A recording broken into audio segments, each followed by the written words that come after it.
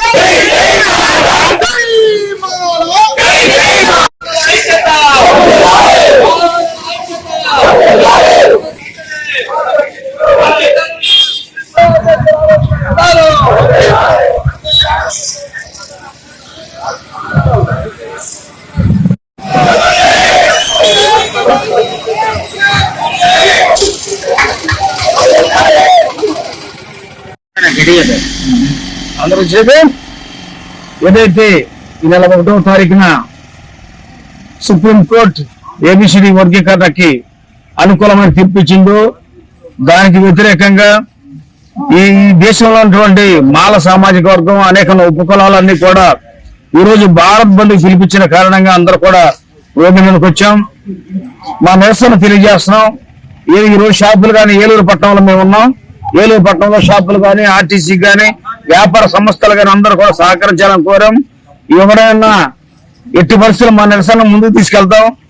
ఏదైనా ఐక్యత ముద్దు ఏబిసిడి వర్గీకరణ వద్దు అనేటువంటి నినాదంతో ఈ రాష్ట్రం అంతా కూడా తిరగడానికి మేము ప్రయత్నం చేస్తున్నాం. మాకు న్యాయం జరిగే వరకు కూడా మరి ప్రభుత్వాలు ఏవైతే ఉన్నాయో ప్రభుత్వాలు పునరాలోచన చేయాలి.